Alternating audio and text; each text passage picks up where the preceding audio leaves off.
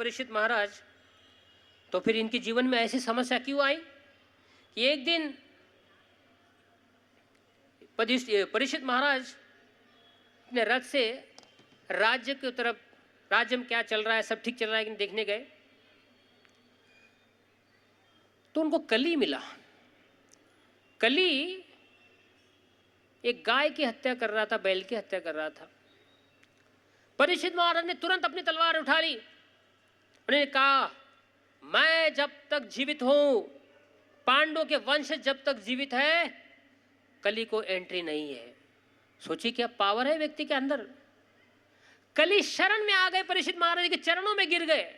उन्होंने कहा, प्रभु मैं जानता हूं आपकी शक्ति को, पहचानता हूं मैं, लेकिन सत्ययुग, त्रेतायुग, द्वापर युग समाप्त हुआ है, अब मेरा समय आया है, कली का समय आ गया है।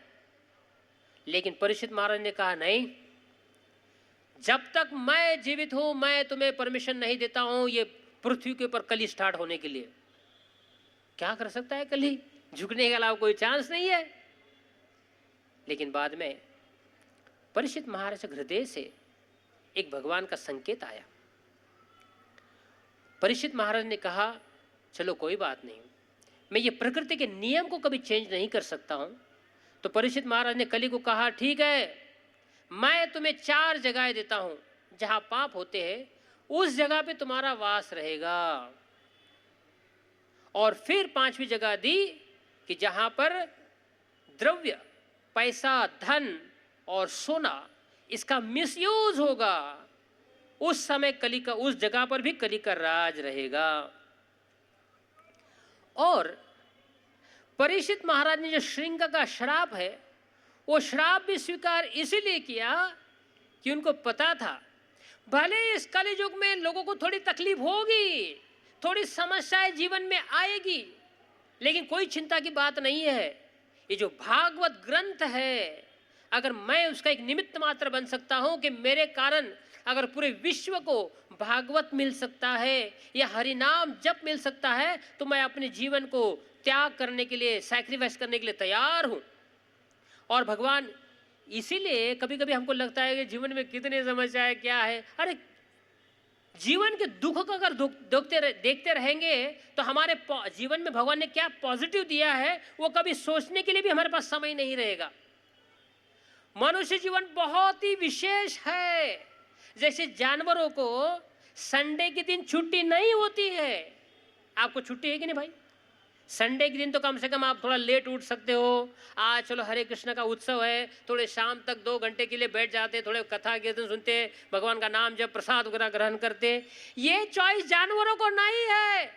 घोड़े, पशु, पक्षी, बेचारे जो पंछी है, हर रोज सुबह उठ के उनको दौड़ना है, उड़ना ही है।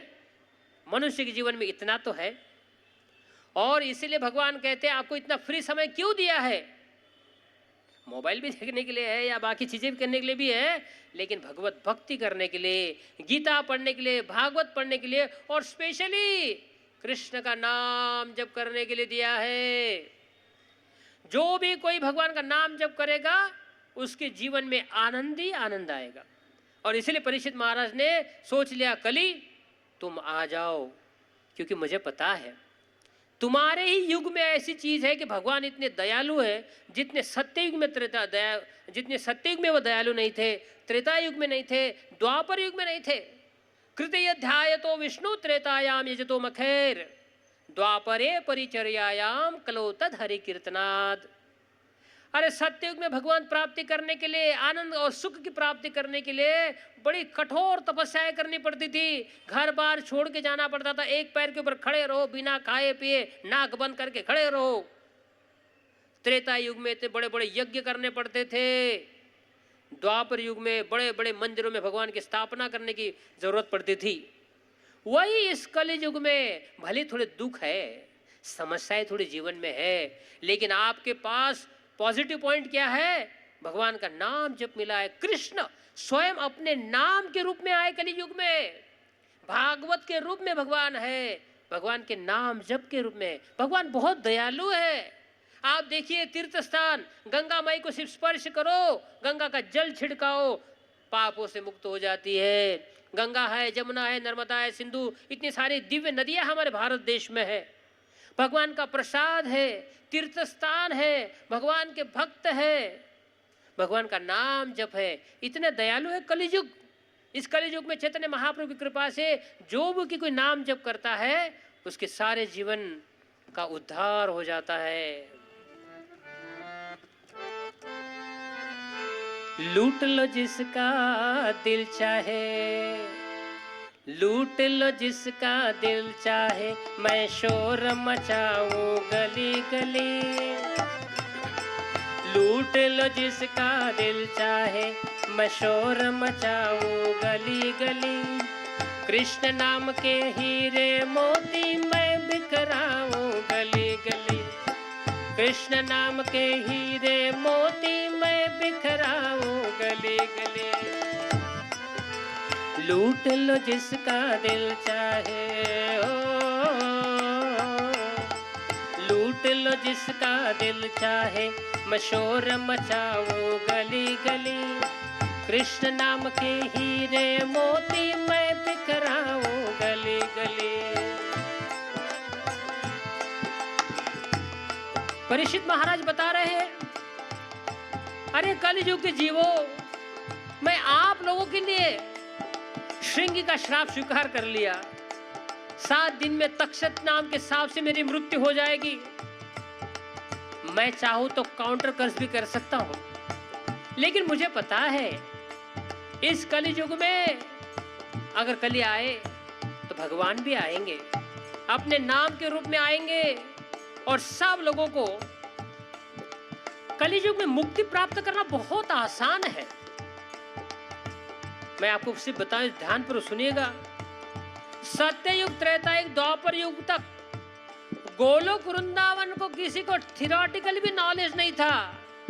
ज्यादा से ज्यादा उनको मुक्ति या वैकुंठ पता था, गोलोक वृंदावन मालूम नहीं, किसी को पता नहीं था।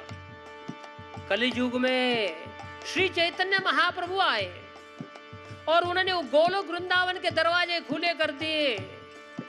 और कितना आसान है, सिर्फ नाम जप कर लो, हरे कृष्ण कृष्ण कृष्ण हरे हरे, हरे राम राम राम हरे हरे। तो परीक्षित महाराज चिल्ला चिल्ला के बता रहे हैं, मेरे भाइयों, सिर्फ आप भगवान का नाम जप करो, सारी समस्याएं दूर हो जाएगी। लूट लो जिसका दिल चाहे हो, लूट लो जिसका दिल चाहे, मैं शोर मचाऊं गली गली। कृष्ण नाम के हीरे मोती मैं बिखराऊं गली गली। कृष्ण नाम के हीरे मोती मैं बिखराऊं गली गली।